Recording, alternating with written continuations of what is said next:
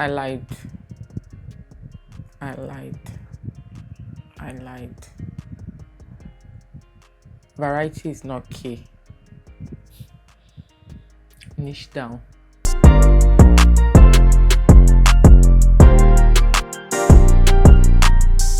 Hello guys, welcome back to my YouTube channel. If you're new here, welcome. My name is Ivy and I'm a YouTuber and content creator based in Asaba, Delta State, Nigeria.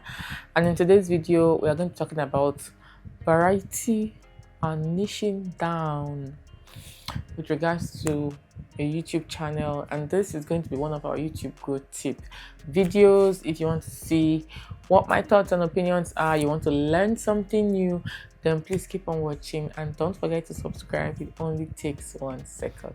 After years of sharing life hack content on my channel, I recently had to move my life hack niche from this channel to another channel, even Ludovic, which I'm going to be leaving the subscription link to that channel underneath this video. And I reached that conclusion after I discovered a whole lot of things were going wrong, and I really have to be honest with you. You see, for years I thought that it was okay to run a variety channel, like have a mix of everything in the channel. You do this, you do that, it doesn't matter, people are coming for you and it's what you have to offer that they are, whatever you're putting out to them, they will consume. But no, that only applies to like the very, very big creators who can dabble into anything and they already have the following, and you know, the people already love them enough, they have that mass following, and those people are willing to follow them to the ends of the earth. Okay, but for people like us who are still up and coming, you know, variety just doesn't work. Variety only works when the niches are interwoven, like they are related to each other, they are similar, you can link them properly one way or the other. And so I came to the conclusion that it was time to diversify, to move the life hack part of our niche to another channel. Niching down is one of the most important keys to growth. So if you have a YouTube channel, you're struggling with views, you're struggling with growth, then this video, you would not want to skip it. Why did I get into variety in the first instance? I was on YouTube and beauty content was dying down, and I love beauty. Like, I'm always glam 6 days a week. Like, I love playing in makeup, I love buying makeup. That was a part of my life. I knew I could film constantly without burning out, like I had the passion for. And so I wanted to do something that I loved, something that I knew that I was an expert in, so to speak. And then when the channel wasn't moving, you know, I started brainstorming, and then I came up with the life hack aspect of my YouTube channel and just kind of picked up. Now, what I should have done at the time would have been to have created a new channel for that content, but I didn't really care. I just felt, okay, variety is the spice of life, so I can have everything in one channel and it doesn't really matter. And I saw the growth. Like, people came pouring in, and you had instances where some people were there for the beauty content, some people were there for the lifestyle content, some people were there for the life hack content, and some people were there for the YouTube growth content. Now, the issue is, in the long run now, the YouTube algorithm became confused about who my actual audience was. And so when I was asked the question, like, who is your ideal audience, I couldn't really answer, because the ideal audience I would have for my beauty videos is not the ideal audience I would have for my life hack videos. And so it was confusing to the YouTube algorithm. It could recommend my beauty videos to people who were there for my life hack content and they wouldn't watch, and it would recommend my life hack videos to people who were there for my beauty videos and they won't watch. So like, everything was just a mess. But I didn't really care. I noticed I noticed it, but I didn't really care because I was like, oh, the growth is still coming. I was getting subscribers, I was getting watch time, I got monetized, a whole lot of things.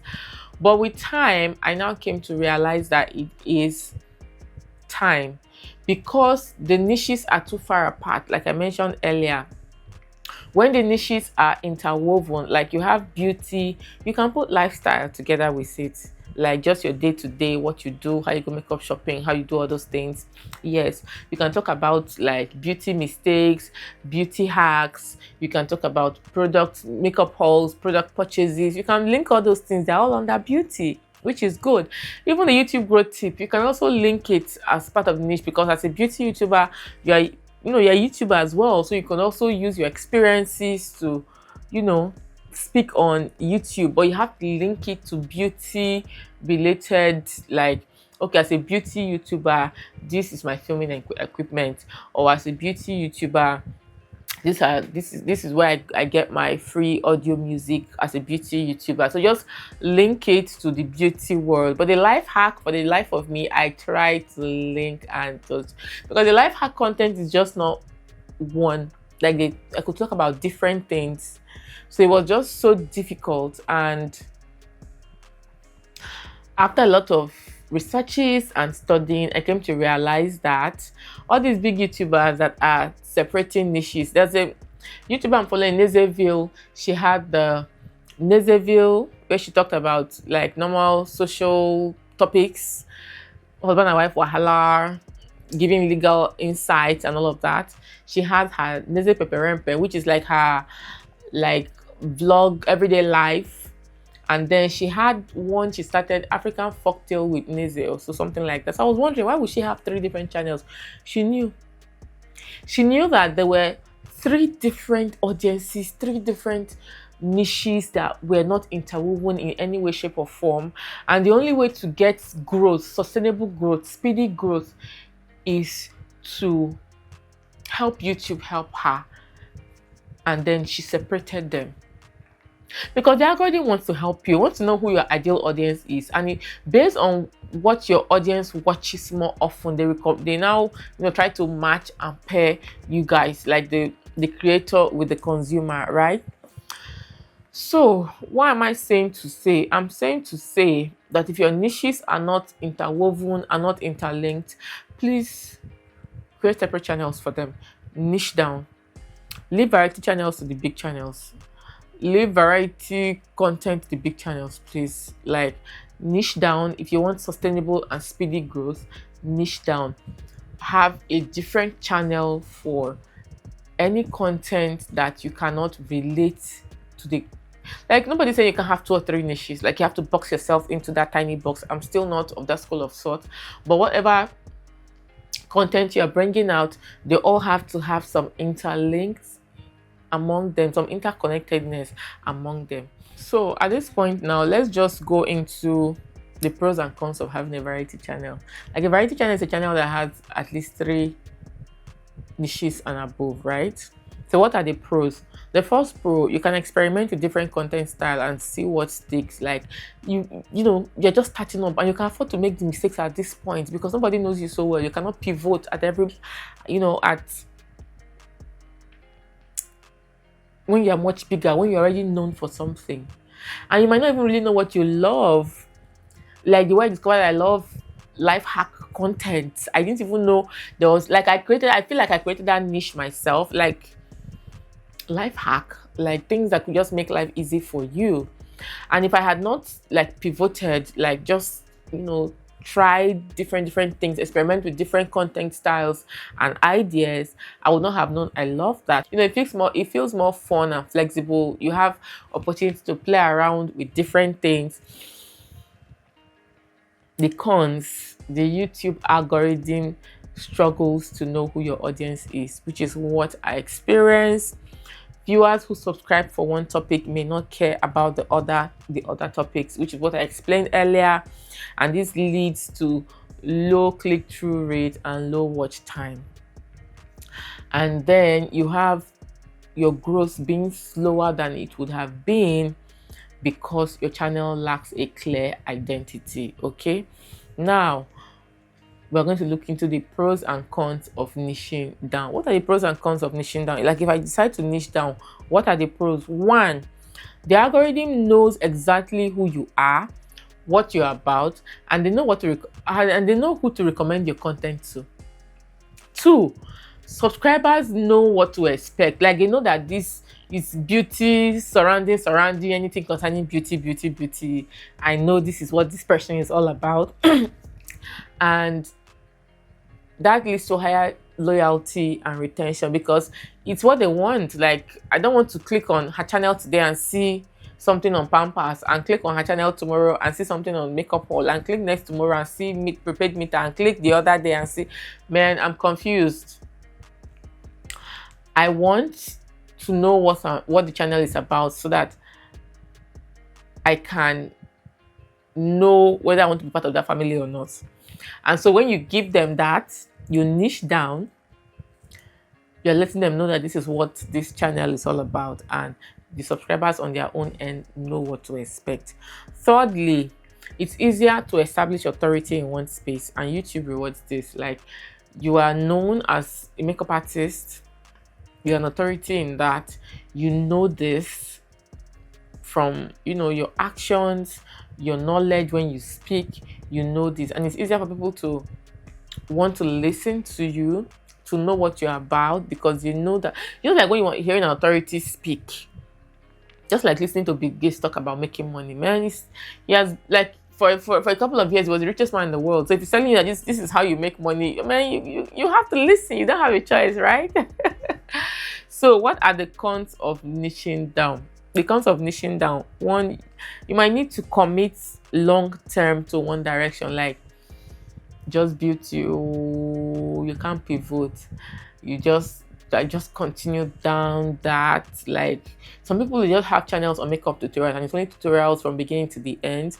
Personally, I didn't do that. I have makeup tutorials, but also have beauty related content, beauty hacks, makeup hauls, product reviews, like beautiful challenging tutorials. I just try to put a mixture of everything beauty related so that, you know, it's more fun and I don't feel like I'm restricted, right? And the second con is that it might feel restrictive if you enjoy multiple topics. Like you feel like you are restricted to a particular, talking about one particular thing all the time. It's so repetitive.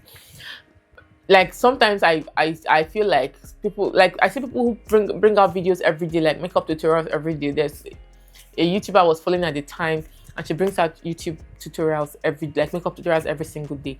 And at the point she burnt out, because how many ideas can you have? It's just repetitive, tiring.